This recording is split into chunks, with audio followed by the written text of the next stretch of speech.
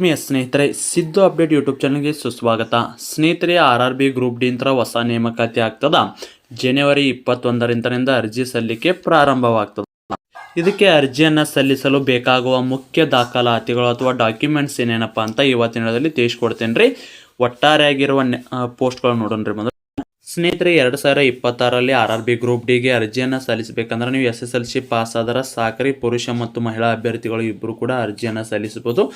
ITIನ pass ಆದವರು ಕೂಡ ಅರ್ಜಿಯನ್ನು ಸಲ್ಲಿಸಬಹುದು. ಅವರಿಗೆ ಅಂತೇಳಿ ಹುದ್ದೆಗಳು ಬೇರೆ ಇರ್ತಾವ್ರಿ.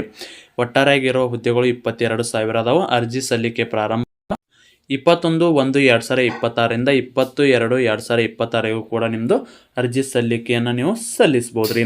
ಹಾಗಿದ್ರೆ ಇದಕ್ಕೆ ಅರ್ಜಿಯನ್ನು ಸಲ್ಲಿಸೋಕ್ಕೆ ಏನೇನೆಲ್ಲ ದಾಖಲಾತಿಗಳು ಬೇಕಂತ ಅದಕ್ಕೂ ಮೊದಲು ಸ್ನೇಹಿತರೆ, ನೀವೇನಾದರೂ RRB ಗ್ರೂಪ್ ಡಿ 2026ರಲ್ಲಿ ಸ್ಟಡಿಯನ್ನು ಮಾಡ್ತಾ ಇದ್ದರೆ ಸಿಲೆಬಸ್ ನೋಟ್ಸ್ ಇಂಪಾರ್ಟೆಂಟ್ ಆಗಿರ್ತಾರೆ. ಯಾಕಂದ್ರೆ ಲಾಸ್ಟ್ ಟೈಮ್ ಎಕ್ಸಾಮ್ದಾಗ ಸಾಕಷ್ಟು ಪ್ರಶ್ನೆಗಳು ಬಂದವ್ರಿ. ಇದನ್ನು ನೋಟ್ಸ್ ನಾವು ಓದ್ರಿ 80+ ಸ್ಕೋರ್ ಕೂಡ ಮಾಡಿದ್ದಾರೆ. ಹಾಗಿದ್ರೆ ಇದಕ್ಕೆ ಸಂಬಂಧಿಸಿದಂತೆ ನೋಡಿರಿ, GKಗೆ ಸಂಬಂಧಿಸಿದಂತೆ ಸಂಪೂರ್ಣವಾಗಿ details notes plus 1000 important questions with answer. ಅದೇ ರೀತಿ ಸೈನ್ಸ್ಗೆ ಸಂಬಂಧಿಸಿದಂತೆ ಭೌತಶಾಸ್ತ್ರ, ರಸಾಯನಶಾಸ್ತ್ರ, ಜೀವಶಾಸ್ತ್ರದ ಡೀಟೇಲ್ಸ್ ನೋಟ್ಸು ಪ್ಲಸ್ ನಿಮಗೆ 1000 ಇಂಪಾರ್ಟೆಂಟ್ ಕ್ವಶನ್ಸ್ ವಿತ್ ಆನ್ಸರು. ಮತ್ತು ರೀಸನಿಂಗು ಮತ್ತು ಅದೇ ರೀತಿ ಮ್ಯಾಥಮೆಟಿಕ್ಸು ಕೂಡ ಇರ್ತದೆ. ಕಂಪ್ಲೀಟ್ ಸಿಲೆಬಸ್ ನೋಡೋದ್ರ ಜೊತೆಗೆ ನಿಮಗೆ ಪ್ರಚಲಿತ ಘಟನೆ ಮತ್ತು ಓಲ್ಡ್ ಕ್ವಶನ್ ಪೇಪರು ಇವೆಲ್ಲ ಸೇರಿ ಕೇವಲ ಮೊದಲಿಗೆ 300 ರೂಪಾಯಿ ಇತ್ತು. ಈಗ ನೇಮಕಾತಿ ಆದ ಕಾರಣಕ್ಕಾಗಿ ಕೇವಲ 200 ರೂಪಾಯಿಗಾಗಿ ನೀಡಲಾಗ್ತದೆ. ಯಾರಿಗಾದ್ರೂ ನೋಟ್ಸ್ ಬೇಕಾಗಿತ್ತು ಅಂದ್ರೆ ನಮ್ಮ ಚಾನಲ್ ವಿಡಿಯೋನ ಸ್ಕ್ರೀನ್ಶಾಟ್ ನೋಡಿದ್ದನ್ನು ಸ್ಕ್ರೀನ್ಶಾಟ್ ಕಳಿಸಿದ್ರೆ ಮಾತ್ರ ನಿಮಗೆ ಈ ನೋಟ್ಸ್ ಬಂದು 200 ರೂಪಾಯಿಗೆ ಸಿಗ್ತಾವ್ರಿ. ಯಾರಿಗಾದ್ರೂ ನೋಟ್ಸ್ ಬೇಕಾಗಿತ್ತಂದ್ರೆ 9538151535 ನಂಬರ್ಗೆ ವಾಟ್ಸಪ್ ಮುಖಾಂತರ ನಮ್ಮ ಚಾನಲ್ ವಿಡಿಯೋ ನೋಡಿದ ಸ್ಕ್ರೀನ್ಶಾಟ್ ಕಳಿಸ್ರಿ. 300 ರೂಪಾಯಿ ಕೇವಲ 200 ರೂಪಾಯಿಗೆ ಈ ಎಲ್ಲ ನೋಟ್ಸ್ ಸಿಗ್ತಾವೆ. Complete syllabus notes, old question paper, exam ಮುಗಿಯೋರಿಗೆ ಕರೆಂಟ್ ಅಫೇರ್ಸ್ ರೀ. ಬರೀ ಕರೆಂಟ್ ಅಫೇರ್ಸ್ ತಗೋಕೊಡ್ರಿ. 1 ಮಂತಿಗೆ 30ರಿಂದ 50 ರೂಪಾಯಿವರೆಗೂ ಕೂಡ ಚಾರ್ಜ್ ಮಾಡ್ತಾರೆ. ನಾವು ನಿಮಗೆ ಕಂಪ್ಲೀಟ್ ಕರೆಂಟ್ ಅಫೇರ್ಸ್ ಜೊತೆಗೆ ನಿಮಗೆ ಸಿಲೆಬಸ್ಸಲ್ಲಿರೋ ನೋಟ್ಸ್ ರೀ, ಅದರಲ್ಲೂ GK, science, mathematics, reasoning, old question paper, current affairs ಇವೆಲ್ಲ ಸೇರಿ ಕೇವಲ 200 ರೂಪಾಯಿಗೆ ಸಿಗ್ತಾವ್ರಿ. ಸ್ನೇಹಿತರೆ, ನೀವು ನೋಟ್ಸ್ ನೋಡ್ಬೋದು. ಈ ರೀತಿ ನೋಟ್ಸ್ ಇರ್ತದ. ಇದು ನಿಮಗೆ ಶಾರ್ಟ್ ನೋಟ್ಸ್ ಇರುತ್ತೆ. ಮೊದಲ ಶಾರ್ಟ್ ನೋಟ್ಸ್ ಆದಮೇಲೆ ನಿಮಗೆ ಡೀಟೇಲ್ಸ್ ನೋಟ್ಸ್ ಕೂಡ ಇರ್ತದೆ ರೀ. ನೋಡಿರಿ, ಡೀಟೇಲ್ಸ್ ನೋಟ್ಸ್ ಕೂಡ ಐತಿ. ಈ ರೀತಿ ಎಲ್ಲ ನೋಟ್ಸ್ ಇರ್ತದೆ. ಯಾರಿಗಾದ್ರೂ ನೋಟ್ಸ್ ಬೇಕಾಯ್ತು 9538151535 ನಂಬರ್ಗೆ ವಾಟ್ಸಪ್ ಮುಖಾಂತರ ಮೆಸೇಜ್ ಹಾಕಿ. ನಮ್ಮ ಚಾನಲ್ ವಿಡಿಯೋ ನೋಡಿದ ಸ್ಕ್ರೀನ್ಶಾಟ್ ಕಳಿಸಿದ್ರೆ 200 ರೂಪಾಯಿಗೆ ನೋಟ್ಸ್ ಸಿಗ್ತಾವ್ರಿ. ಬನ್ನಿ ಸ್ನೇಹಿತರೆ, ಹಾಗಿದ್ರೆ 2026ರಲ್ಲಿ RRB ಗ್ರೂಪ್ ಡಿಗೆ ಸಂಬಂಧಿಸಿದಂತೆ ಅರ್ಜಿಯನ್ನು ಸಲ್ಲಿಸಬೇಕಾದ್ರೆ ಏನೆಲ್ಲ ದಾಖಲಾತಿಗಳು ಬೇಕಪ್ಪ ಅಂದ್ರೆ, ಮೊದಲಿಗೆ SSLC ಮಾರ್ಕ್ಸ್ ಕಾರ್ಡ್ ರೀ. SSLC ಮಾರ್ಕ್ಸ್ ಕಾರ್ಡಲ್ಲಿ ಯಾವ ರೀತಿ ನೇಮ್ ಇದೆಯಲ್ಲ ಅದೇ ಥರ ನಿಮ್ಮದು ಆಧಾರ್ ಕಾರ್ಡ್ ಆಗಿರ್ಬೋದು, ಅದೇ ರೀತಿ ನಿಮ್ಮದು ಜಾತಿ ಆದಾಯ ಪ್ರಮಾಣ ಪತ್ರ ಆಗಿರ್ಬೋದು, ಮತ್ತು ಅದೇ ರೀತಿ ನೀವು ಏನಾದರೂ PS ಕ್ಯಾಂಡಿಡೇಟ್ ಇದ್ರಂದ್ರೆ, ಮತ್ತು ಅದೇ ರೀತಿ ನೀವು ಎಕ್ಸ್ ಸರ್ವಿಸ್ ಮ್ಯಾನ್ ಇದ್ದರೆ ನಿಮ್ಮ ಸರ್ಟಿಫಿಕೇಟ್ ಏನಿರುತ್ತಲ್ಲ ಅದರಲ್ಲಿ ಕೂಡ ನೇಮ್ ಅದೇ ರೀತಿ ಇರಬೇಕು ರೀ. ಮುಖ್ಯವಾಗಿ ಮೇನ್ ಬೇಕಾಗಿದ್ದು SSLC marks card, Aadhaar card ರೀ, ಮತ್ತು ನಿಮ್ಮದು ಜಾತಿ ಆದಾಯ ಮತ್ತೊಂದೆರಡು ಫೋಟೋ ರೀ. ಇಷ್ಟಿದ್ರೆ ಸಾಕ್ರಿ, ಅರ್ಜಿಯನ್ನು ನೀವು ಸಲ್ಲಿಸ್ಬೋದು. ನೀವು ಏನಾದರೂ ಅಪ್ರೆಂಟಿಸನ್ನು ಮುಗಿಸಿದ್ರಂದ್ರೆ ಅದು ಸರ್ಟಿಫಿಕೇಟ್ ಕೂಡ ಬೇಕ್ರಿ. ಅದು ITI ಅಭ್ಯರ್ಥಿಗಳಿಗೆ ಮಾತ್ರ ರೀ. ITI ಅಭ್ಯರ್ಥಿಗಳಿಗೆ ಈ ಸಾರಿ ಬೇರೆ ರೀತಿಯ ಹುದ್ದೆಗಳನ್ನು, ಟೆಕ್ನಿಷಿಯನ್ ಹುದ್ದೆಗಳನ್ನು ಅವರಿಗೆ ಕೊಡುವ ಸಾಧ್ಯತೆ ಐತ್ರಿ.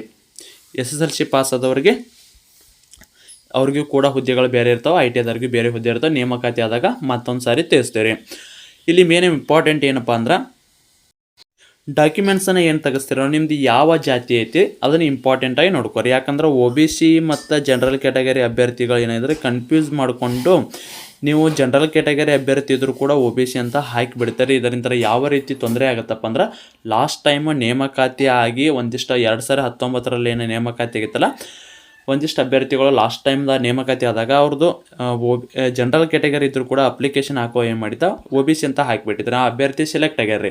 ಒಂದೆಲ್ಲ ಟೋಟಲಾಗಿ ನಮ್ಮ ಕರ್ನಾಟಕದ ಲಾಸ್ಟ್ ಟೈಮ್ 8 ಜನ ಈ ಡಾಕ್ಯುಮೆಂಟ್ಸ್ ವೆರಿಫಿಕೇಷನಲ್ಲಿ ಫೇಲ್ ಆಗ್ಯಾರ ರೀ. 2022ರಾಗ ಅದು 19ರ ನೇಮಕಾತಿ ಆಗಿತ್ತು. 2022ದಾಗ ಅವ್ರನ್ನ ಒಳಗೆ ಜಾಯ್ನಿಂಗ್ ಮಾಡ್ಕೊಂಡಿದ್ರಿ. ಒಟ್ಟರದು ಕೂಡ ಇದೇ ರೀತಿ ಆಗಿತ್ತು ರೀ. ಅವರು ಜನರಲ್ ಕ್ಯಾಟಗರಿ ಅಭ್ಯರ್ಥಿದ್ದು OBC ಅಂತ ಅಪ್ಲಿಕೇಶನ್ದಾಗ ಹಾಕಿಬಿಟ್ಟಿದ್ರು. ಇದರಿಂದ ಅವರು ನೇಮಕಾತಿ ಅಂತ ಹೊರಗೆ ಉಳ್ದಾರೆ.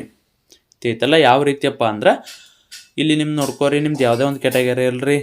ಈಗ ಬಣಜಿಗೆ ಅದೇ ಅಂತ ತಿಳ್ಕೊರಿ, ಅಥವಾ ಗಾಣಿಗೆರೆ ಅದೇ ತಿಳ್ಕೊರಿ, ಅದೇ ರೀತಿ ಕುರುಬ್ರು ನಿಮ್ದು ಏನು ಬರುತ್ತೆ, ನಿಮ್ದು ಯಾವ ಕ್ಯಾಟಗರಿ ಒಳಗೆ ಬರುತ್ತೆ ಅಂತೇಳಿ ನೀವು ಉಪ ತಹಶೀಲ್ದಾರ್ ಕಚೇರಿಗೆ ಹೋಗಿ ನೋಡ್ಕೋಬೇಕ್ರಿ. ಯಾಕಂದ್ರೆ ಸಾಕಷ್ಟು ಜಾತಿಗಳು ಮಾಡಿಬಿಟ್ಟಾರ್ರಿ. ತಮ್ಮ ಅನುಕೂಲಕ್ಕೆ ತಕ್ಕಂಥ ಮೊದಲೇನು ಜಾತಿ ಮಾಡ್ಯಾರಲ್ಲ ಅವನು ಕಂಟಿನ್ಯೂ ಮಾಡ್ಕೊತ ಹೊಂಟ್ಬಿಟ್ಟಾರ್ರಿ. ಇದು ಓನ್ಲಿ ರಾಜಕೀಯ ಗಿಮಿಕ್ ಅಂತಲೇ ಹೇಳ್ಬೋದು. ಇದರಿಂದ ನೀವು ಏನು ಮಾಡ್ಕೋರಪ್ಪ ಅಂದ್ರೆ, ನಿಮ್ಮದು ಯಾವುದೇ ಕ್ಯಾಟಗರಿ ಅಲ್ರಿ. ಯಾಕಂದ್ರೆ ಇಲ್ಲಿ ಒಂದು ಸ್ವಲ್ಪ ನಿಮ್ಮದು ಆದಾಯ ಜಾಸ್ತಿ ಇತ್ತಂದ್ರೆ ನೀವು OBC ಅಭ್ಯರ್ಥಿ ಇದ್ದರೂ ಕೂಡ ಜನರಲ್ ಕ್ಯಾಟಗರಿ ಒಳಗೆ ಬರ್ತಾರೆ. ಅದಕ್ಕಾಗಿ ನಿಮ್ಮದು ಹತ್ತಿರದ ಉಪ ತಹಶೀಲ್ದಾರ್ ಕಚೇರಿಗೆ ಹೋಗಿ ನಿಮ್ಮದು ಯಾವ ಕ್ಯಾಟಗರಿ ಒಳಗೆ ಬರುತ್ತಂತೇಳಿ ಚೆಕ್ ಮಾಡಿಸಿ ಆಮೇಲೆ ಅರ್ಜಿಯನ್ನು ಸಲ್ಲಿಸ್ರಿ. ಅದಕ್ಕಾಗಿ ಏನೋ ಟೈಮ್ ಐತ್ರಿ. ಆದಷ್ಟು ಹೋಗಿ ಅಪ್ಲಿಕೇಶನ್ ಹಾಕೋಕ್ಕಿಂತ ಮೊದಲ ಎಲ್ಲ ಡಾಕ್ಯುಮೆಂಟ್ಸನ್ನು ರೆಡಿ ಇಟ್ಕೋರಿ. ಆಮೇಲೆ ಅಪ್ಲಿಕೇಶನ್ ಸ್ಟಾರ್ಟ್ ಹಾಕೋರಿ 21ನೇ ತಾರೀಕಿಗೆ. ಅವಾಗ ಹೋಗಿ ಅರ್ಜಿಯನ್ನು ಸಲ್ಲಿಸ್ರಿ. ನಿಮ್ದು ಅಪ್ಲಿಕೇಶನ್ ಇಲ್ಲಿ ನೋಡಿರಿ 20/2/2026 ಒಳಗೆ ನಿಮ್ದು ಯಾವುದೇ ಒಂದು ಡಾಕ್ಯುಮೆಂಟ್ಸನ್ನು ತೆಗೆಸಿರ್ತಿರಲ್ಲ ಈ ಡೇಟಿನ ಒಳಗಡೆ ಇರ್ಬೇಕು ರೀ.